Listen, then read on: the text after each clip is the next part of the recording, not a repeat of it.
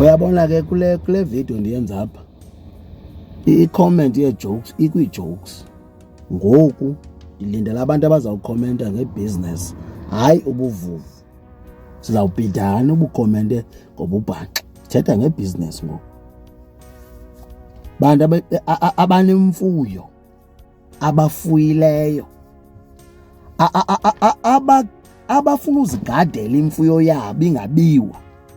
Ndinalo icebo loba wena Ntsika kubekho into elapha emfuyweni yakho egada imfuyo yakho, hayi iyeza. Hayi ningabone intsimbi nithi hayi lo mfana unethi, hayi ndinanto edibene nayeza. Hayi yinto ezaba lapha egusheni okwazi ukubona apha efowunini yakho uba ngoku igusha ndiqhela uzityisa zisuke emqonci ziyotsho kwaMqoma. Ndiva kakuhle. Ngoku yintoni lizenze zadlula kwaMqoma? Zitheni ngoku zizawudlula? Kutsho apho kulapho ke ngokuzotsho uphakamisa indlebe matyheni. Zawudlula kwaMqoma, zange zadlula. Umolusi lona uqhela uzolusela between uMqoma nomqonci. Andani usandibamba kahle na. Uzawukwazi ukujonga befowunini yakho uba ngoku ziphi nesi speed zibaleka ngaso. Ayikhona akho nkunzi ilekayo legusha, ayinobaleka kangaka. Iyabonakala ehlobo ibaleka ngalo iyaleqwa. Kulapho ke ngowena uzawuthi uphakame khona uyowujonga uba kwenzeka ntoni edlelweni.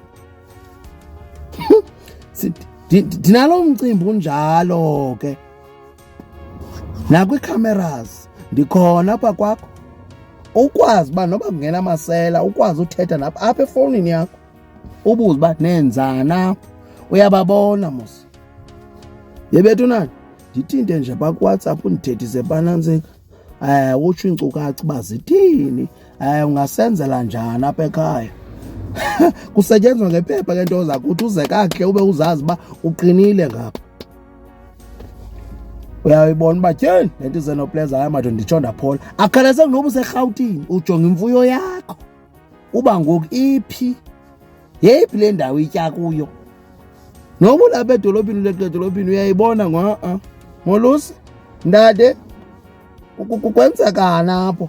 Kutheni ngoku iigusha zam zawela kwindawo ethile ziyaphi? Othuka undada arhola amehlo, hayibo ezi gusha kanti itheni le ndoda yazazi uba ngoku ziwelile kule ndawo. Ndiyakuxelela gusha nkomo yonke into eyimfuyo. Dibana nam kuWhatsApp sizawuthetha.